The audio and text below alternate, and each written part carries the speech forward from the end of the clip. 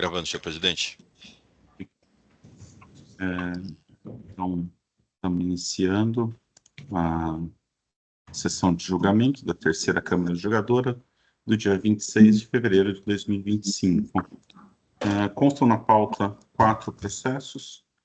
Todavia, o Dr. Belmar, por motivos de saúde, não vai poder participar dessa sessão. Então, o processo 50.34.981 de Munksjo Caieiras Limitada e o processo 50.38.999 de Indústria Braido Limitada vão ser retirados de pauta, devolvidos à pauta de julgamento e vão retornar em outra sessão de julgamento. Então, eu agradeço a presença da doutora Andréia, do doutor Osmar, mas não vai haver julgamento, então a sustentação oral fica adiada para a sessão que eles forem ser efetivamente julgados. Deixo os doutores, se quiserem acompanhar a sessão, senão eu já retirei eles de pauta. Obrigado. Pela ordem, senhor presidente. Claro, doutor Osmar, desculpa. Será oportunizada, então, nova sustentação oral quando da redesignação, né? Perfeitamente, até porque hoje estão com 3 juízes suplentes, não faz sentido fazer a sustentação agora, porque a composição da Câmara provavelmente será outra quando do retorno da pauta desses processos. Daí vai ser oportunizada a sustentação oral normalmente na sessão. Então, agradeço a atenção, desejo a todos um bom dia de trabalho. Obrigado. E restam 2 processos em pauta, e a gente vai iniciar pelo processo 50.35531, o autuado é José Eduardo Mendes, tem pedido de sustentação oral, patrono Dr. Leniro. Dr. Leniro, o doutor abre mão do relatório, eu só iria passar pelas infrações para o doutor fazer a sustentação oral. Sim. Abre. Então, tá ótimo. Concordo. O AIN são 3 infrações. A primeira, de creditamento indevido, devido a operações de entrada de mercadoria sujeitas ao regime de substituição tributária. A segunda, infração de creditamento indevido, via transporte incorreto de saldo credor no campo 61 do registro de apuração do CMS da GIA. E a terceira infração, deixou de escriturar documentos fiscais relativos à saída de mercadorias em operações não sujeitas ao pagamento do imposto. São essas 3 infrações, doutor? Sim, são 3. Leniro, pode iniciar essa sustentação oral e depois passamos ao voto. Eu peço que mantenham os microfones desligados para evitar qualquer interrupção. Doutor Leniro, com a palavra. Tá bom. Um bom dia a todos. Eu queria cumprimentar o Dr. Paulo Rafael e gostaria que ficasse consignado na ata também, doutor, os nossos votos de plena recuperação para o Dr. Belmar. Tá? Estou falando aqui da cidade de São Carlos, então estendo aí os meus cumprimentos também para os demais componentes da mesa, né? O doutor Antônio Carlos, o doutor Ednei e a doutora Luzia, tá? Então, Bom, a parte, doutor Leniro, o doutor Antônio Carlos é da representação fiscal, é o doutor Cláudio, que é o juiz. Então, tá bom, faço devida correção, doutor Cláudio, tá? Com as nossas escusas aí, tá? O doutor Paulo já fez uma sinopse das 3 acusações fiscais, né? Na verdade, eu poderia até esclarecer para os doutores, eu também tive a felicidade e a honra de ter participado da Secretaria da Fazenda por 10 anos, na década de 90, tá? Aí me aposentei e, como professor de Direito Tributário, continuo atuando na área até hoje, né? E não quero parar, viu, doutor? Tá? Quero continuar trabalhando, tá? Mas nesse caso aí, a gente vê uma grande injustiça, tá? E eu explico por quê, tá? A empresa é um pequeno depósito de bebidas que fica situado num bairro denominado Vila São José, aqui de São Carlos, tá? A empresa existe desde 1983, então há mais de 40 anos, tá? e ela comercializa bebidas, notadamente cerveja, refrigerante e algumas bebidas quentes, sabidamente todas sujeitas ao regime de substituição tributária. Tá? Então, no presente caso, o que houve foi um grande equívoco praticado pelo contabilista, pelo contador. Tá? E no mérito a gente vai explicar isso. Por quê? Sabidamente, o imposto é recolhido lá na fonte, na fábrica. E depois o depósito de bebida, ele não vai ter operação tributada de ICMS. E por um equívoco, a funcionária do escritório contábil, eu não sei de onde ela tirou isso, um devaneio muito grande, né?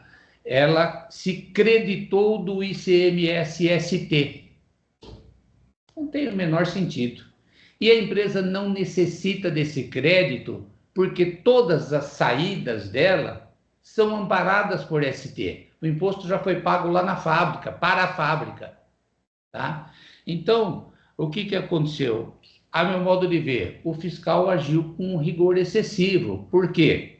O programa nos conformes ele foi criado em 2018 justamente para permitir ao contribuinte a autorregularização. Nesse sentido, eu tomo liberdade de ler um breve comentário aqui, que a Lei Complementar 1320 de 2018 instituiu no Estado de São Paulo o Programa de Estímulo à Conformidade Tributária, o Nos Conformes. Seu objetivo é o de diminuir a litigiosidade na esfera administrativa e, consequentemente, na judicial, bem como de promover o cumprimento espontâneo das obrigações tributárias estaduais. O seu artigo 1º elenca os princípios que orientam as medidas a serem adotadas no âmbito do aludido programa: simplificação do sistema tributário, boa-fé e previsibilidade das condutas e segurança jurídica pela objetividade e coerência na aplicação da legislação tributária. Nesse contexto, o artigo 14 dispõe que a Secretaria da Fazenda incentivará o contribuinte do ICMS a se autorregularizar. Tá? Então, o que aconteceu? Olha, o fiscal esteve na empresa. Só para que vocês tenham uma ideia, ele visitou a empresa no dia 4 de agosto de 2023, segundo o relato do proprietário, após as 18 horas. O proprietário da empresa, o senhor José Eduardo Mendes, ele tem 65 anos de idade, ele tinha acabado de perder a esposa, o atestado de óbito está nos autos. Então o cara estava meio aéreo, além do que ele estava com um problema cardíaco grave e passou por 2 cirurgias cardíacas logo em seguida, em novembro de 23. A comprovação médica está nos autos. Tá? Então, entendo eu que o fiscal poderia ter oportunizado para a empresa: olha, você se creditou de uma coisa aqui que você não vai usar e não é seu, estorna esse crédito. E, aliás, foi o que foi feito, né? Logo em seguida que nós tomamos conhecimento, eu estou apresentando aqui para vocês todas as GIAs retificadas. A minha orientação foi: esse crédito não é seu, estorna esse crédito. Tá? Então, estou juntando aqui todas as GIAs, está nos autos, tá? Com o saldo credor zerado. Ele não tem motivo para ficar com esse crédito, ele não precisa disso. As operações dele são amparadas por substituição tributária. Tá? Então, diga-se, todos os equipos já foram sanados. Tá? Então, nesse sentido, tá? Eu permito, na minha defesa, eu falo, o processo tributário deve buscar sempre a verdade material. Tá? Nesse sentido, é a lição do professor Hamilton Fernando Castardo, no seu livro do Processo Tributário Administrativo, que ele fala: o princípio da verdade material vinculado ao princípio da oficialidade exprime que a administração tributária deve tomar decisões com base nos fatos, tais como eles se apresentam na realidade. Doutor, mutatis mutandis seria mais ou menos a mesma coisa. O seguinte: ele lançou um crédito equivocadamente na escrita dele.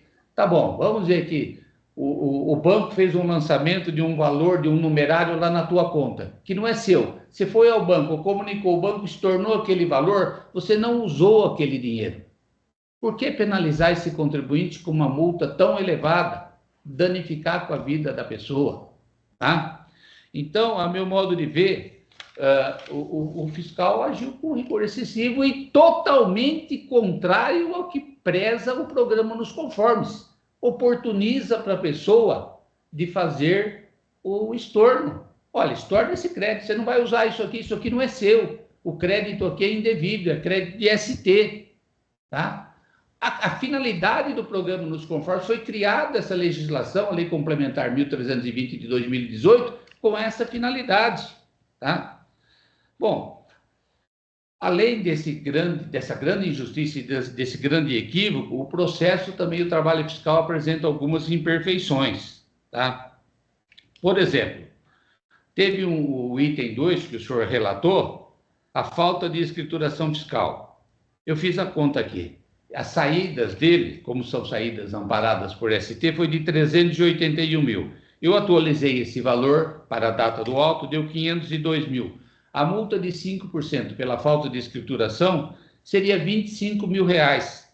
Está lançado no DDF 39 mil reais. Está errado. O item 3.1 do DDF está errado. Tá? Além do que, doutor, eu nunca vi, nos 10 anos em que atuei como agente fiscal de renda na área externa, os itens 3.2 e 3.6 do DDF está aqui na mão. O campo destinado à multa está em branco. Eu coloquei um sinal de interrogação aqui vermelho. Isso aqui é causa de nulidade do trabalho fiscal.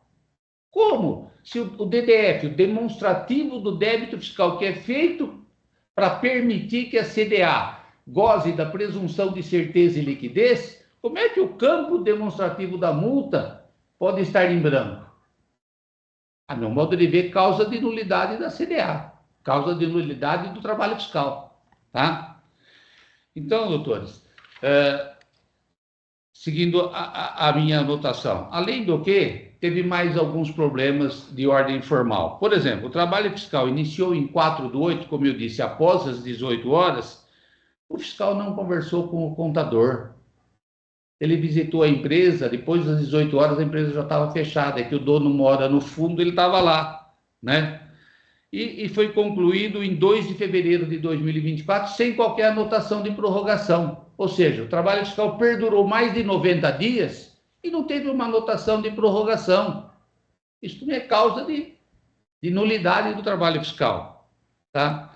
Também não consta dos autos o parecer da Comissão de Controle de Qualidade, que é obrigatória. A portaria de 2014 obriga que tenha o parecer da CCQ, da Comissão de Controle de Qualidade. Não foi aportado aos autos. Isso também é causa de nulidade. Tá?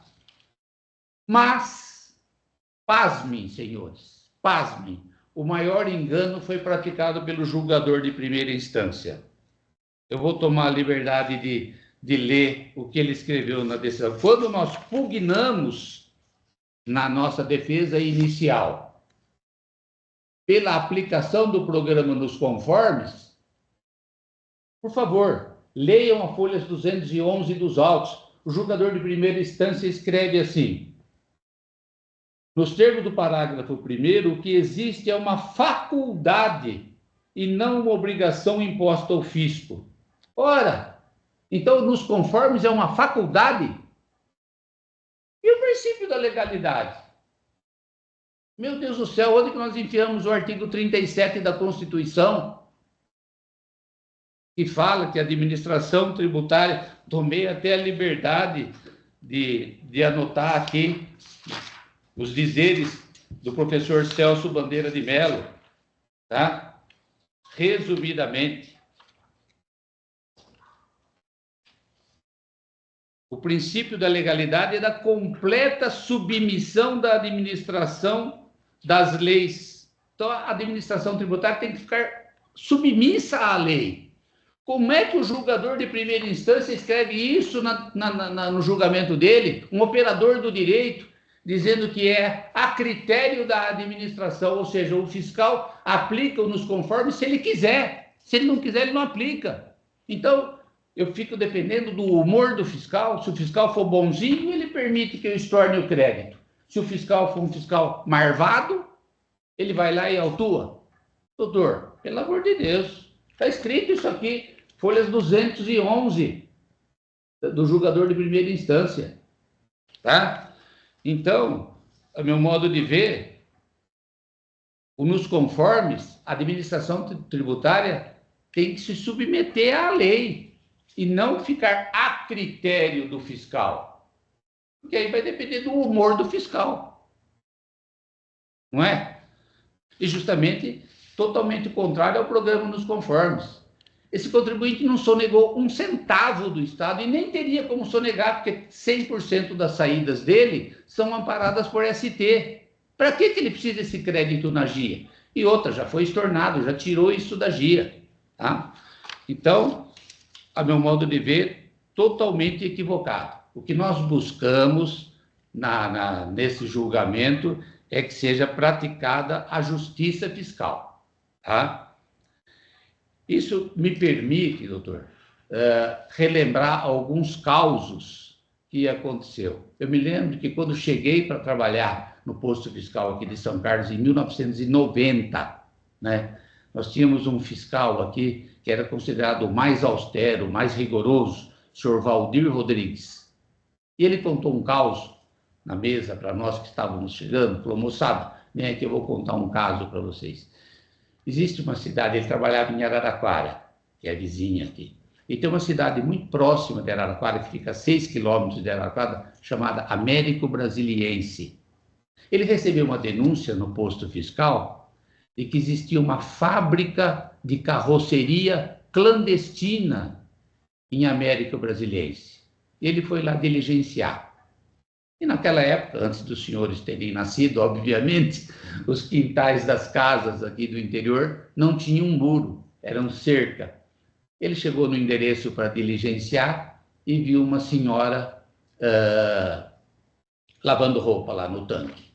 Falou, eu queria falar com o seu fulano de tal. Falei, meu marido, olha lá, ele está trabalhando embaixo da mangueira, estava fazendo uma carroça.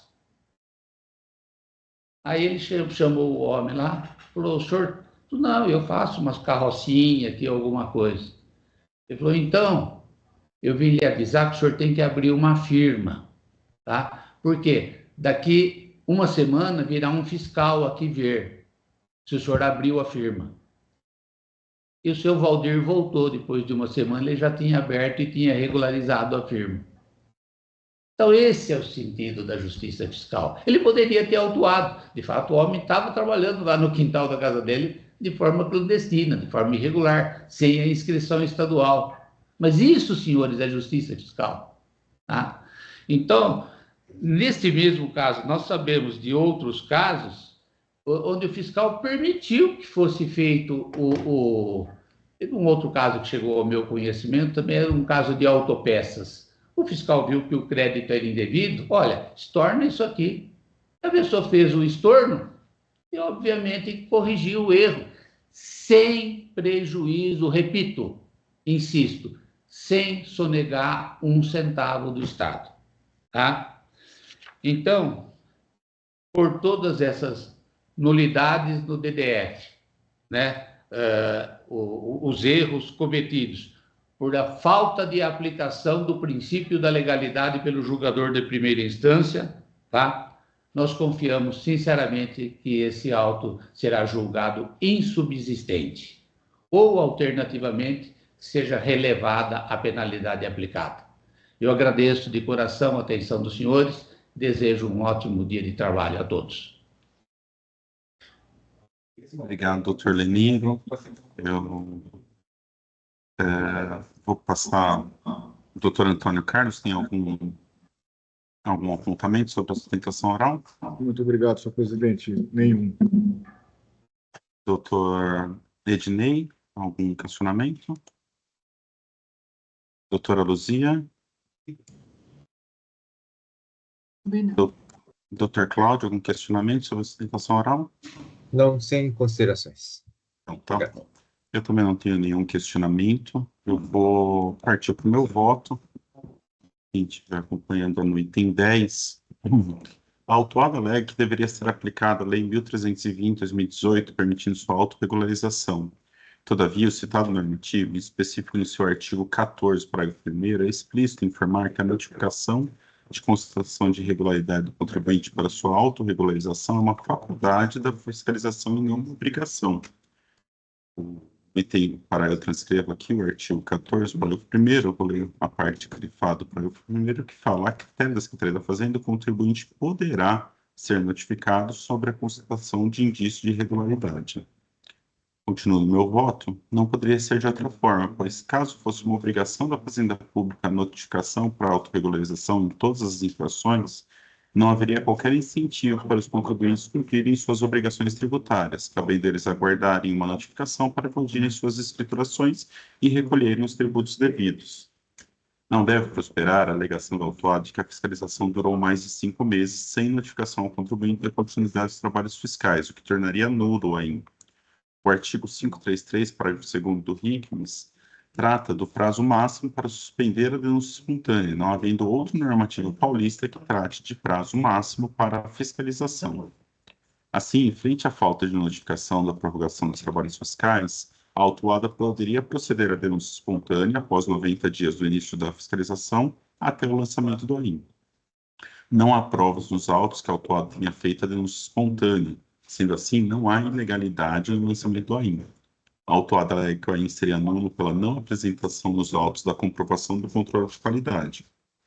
A portaria CAT 115/2014 visava uniformizar e disciplinar o processo interno da Secretaria da Fazenda de controle de qualidade dos AIMs, porém não há normativa obrigando a publicidade ou comprovação da sua decisão nos autos dos AIMs. Ainda, o artigo 34 da Lei 13.457 traz o rol dos alimentos que são obrigatórios constarem no AIM, sendo que o relatório da Comissão de Controle de Qualidade ou a comprovação da sua execução não constam desse rol. Assim, a ausência do relatório ou da comprovação da análise pela Comissão de Controle de Qualidade do AIM não gera qualquer nulidade do AIM. Também não deve prosperar a alegação do autuado de que todos os produtos comercializados estão sob a sistemática da substituição tributária e que as infrações ocorreram por mero erro de lançamento e não geraram prejuízo ao erário. Ocorre que o artigo 136 do CTN é claro em estabelecer que a responsabilidade pela infração tributária ocorre independente da intenção do agente e da extensão dos efeitos do ato. A autuada também alega que seria necessário converter o julgamento em diligência para que a mesma corrigisse seus lançamentos. Porém, o parágrafo 1º do artigo 25 da Lei 13.457 faculta a conversão do julgamento em diligência para esclarecimento de fato, caso o órgão julgador assim entenda necessário.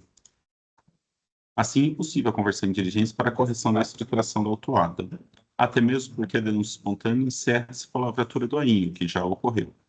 A autuada alega ainda suposto erro no cálculo da multa do item 3 do AIM. Tal alegação não procede.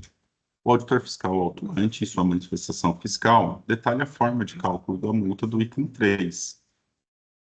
Eu vou ler aqui, porque é só um parágrafozinho em relação da manifestação fiscal, né? O item 3 da manifestação fiscal. Não houve irregularidades no cálculo da multa do item 3 do AIM. O valor calculado obedeceu ao preconizado no artigo 85A da Lei 6374, o cálculo do limite de 1% do valor total das operações de saída e prestação de serviços realizados pelo estabelecimento infrator nos 12 meses anteriores ao da lavratura do AIM, consta no DTF, quadro 1, página 5 do AIM. Volto ao meu voto. Assim resta que o cálculo da multa 3 está correto. Por fim, frente ao pedido de redução ou relevação da multa, devemos analisar o artigo 527-A do RICMES, que informa que, para sua aplicação, é necessário que a infração tenha sido praticada sem dolo, fraude ou simulação, e não implique falta de pagamento do imposto.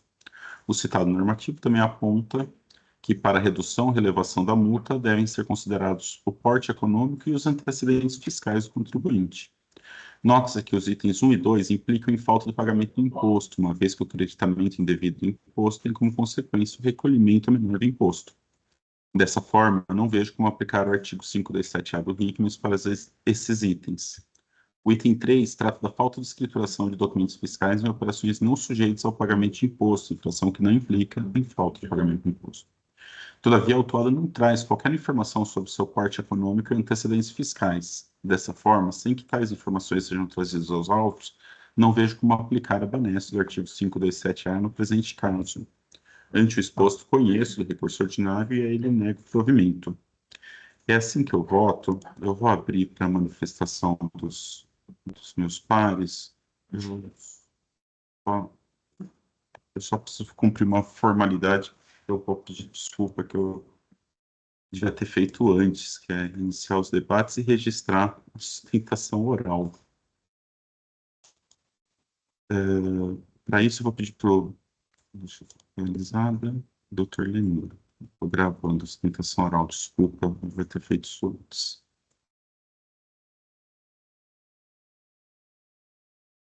Eu estou só registrando meu voto, um momento só.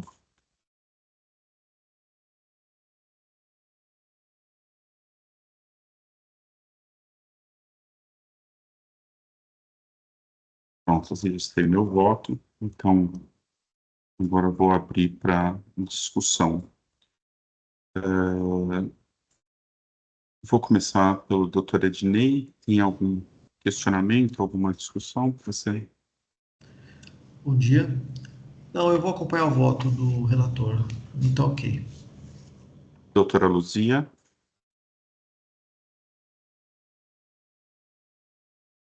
A doutora está no mudo. Bom dia. Quero parabenizá-lo pelo voto, pelo excelente voto, parabenizar também ao representante da empresa pela sustentação oral. E apesar do voto estar bem minucioso, eu gostaria de pedir vistas para dar mais uma olhada detalhada, porque tem alguns pontos que foram trazidos que eu acredito que merecem ter um olhar mais apurado também. Doutora Luzia, eu vou só... eu permito a vista, mas como a doutora está substituindo para evitar o voto ficar preso por muito tempo, a doutora acha que é importante tirar a vista? Preferia fazer uma preferência, ter um tempo para fazer uma preferência? Ou... Não, eu gostaria de tirar vistas, realmente, mesmo. Então, tá bom. Eu vou... não sei se o Dr. Cláudio tem algum ponto a ser levantado antes do processo sair em vista. Não, sem considerações. Obrigado. A representação fiscal tem algum ponto? Não, senhor presidente. Muito obrigado. Tá bom. Eu vou pedir só que a doutora Luzia peça solicite a vista do processo. Devo selecionar o gravar, né, doutor? Isso. Pronto.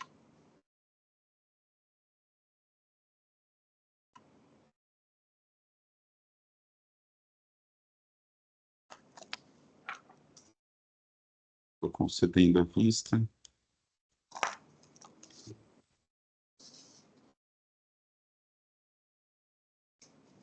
Bem, com a saída de vista, ele vai voltar numa outra sessão.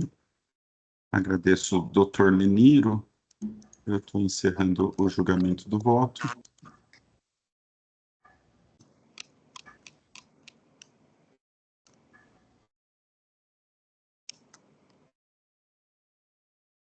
Segundo.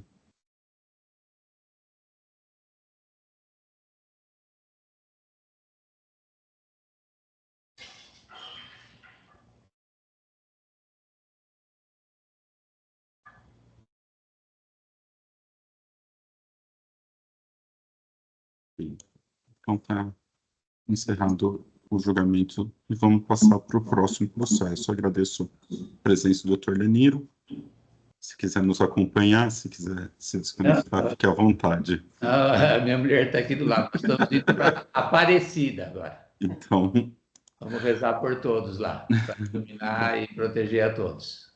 muito obrigado. Bom dia de trabalho. Obrigado.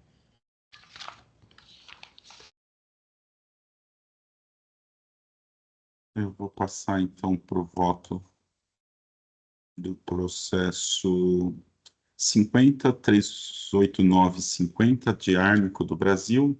Não há pedido de sustentação oral. Iniciar os debates. Vou passar o meu voto um momento só.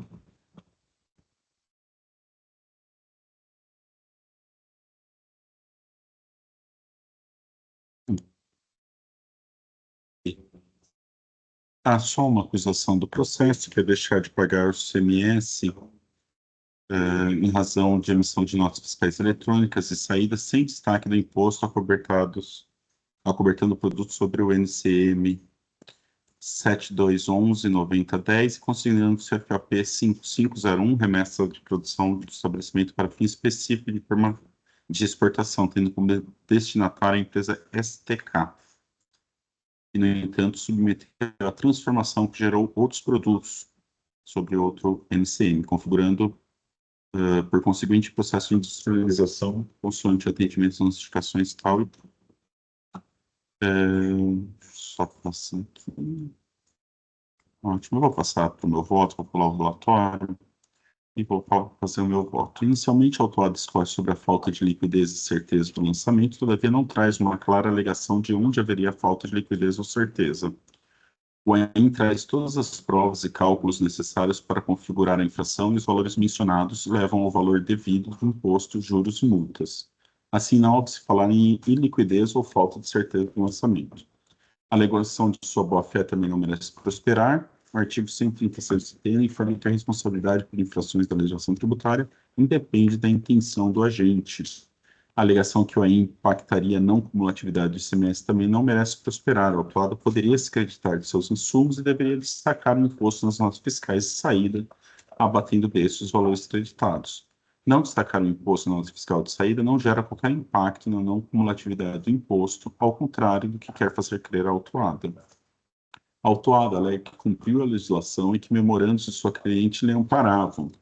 As mercadorias acobertadas pelas notas fiscais com a utilização do CFAP 5501, objetos de autuação, não foram comercializados com fim específico de exportação, e sim para industrialização e beneficiamento junto à empresa STK Comércio, Importação e Exportação de Autopeças, sendo que o inciso 5 e parágrafo 1º do artigo 7º, juntamente com o artigo 445, ambos do RICMES, determinam que o tributo deveria ter sido recolhido. Assim, houve infração à legislação tributária. Quanto ao memorando da empresa STK, temos que o artigo 123 do CTN informa que acordos entre partes não podem sobrepor a legislação tributária. Assim, as alegações da autuada não podem ser aceitas. A autuada também alega a abusividade e confiscatoriedade da multa, porém tais alegações não merecem prosperar, pois as multas são calculadas segundo a Lei 6374, que faz com que a exigência esteja fundada na norma válida, vigente e eficaz e não possa ter sua aplicação afastada por essa Câmara julgadora. Ainda, a autuada pede a redução ou relevação da multa em linha com o artigo 527A do RICMES. Tal normativo informa que para sua aplicação é necessário que a infração tenha sido praticada sem dolo, fraude ou simulação e não implique falta de pagamento de imposto. Certo é que a infração do AIM implica na falta de pagamento de imposto, tornando inaplicável qualquer redução ou relevação da multa. Ante o exposto, conheço do recurso ordinário e a ele nego provimento. Esse é o meu voto, eu estou gravando ele. Já vou abrir para discussão. Vou começar pela representação fiscal, se tem algum ponto sobre o voto. Muito obrigado, senhor presidente. Apenas parabenizá-lo pelo voto apresentado. Não tem nada a acrescentar. Doutor Ednei. Presidente, estou de acordo com o voto. Obrigado, doutora Luzia. Presidente, parabenizo pelo voto e estou de acordo também. Obrigado. Doutor Cláudio. Também, sem considerações, acompanho o relator. Então, vou encerrar os debates e iniciar a confirmação da verificação de quórum.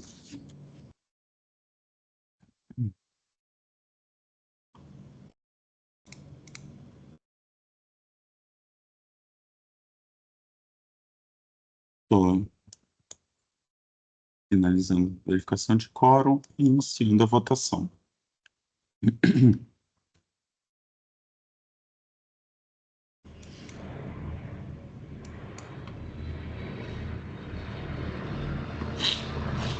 Estou encerrando a votação. Por unanimidade, o recurso ordinário foi reconhecido e não provido nos termos do voto do relator. Encerro o segundo som. Encerrando o julgamento do processo. Assim a gente cumpriu toda a pauta da sessão e vou encerrar a sessão de julgamento. Agradecer a presença dos juízes suplentes, disponibilidade de participar. E pedir para o Jailson encerrar a gravação.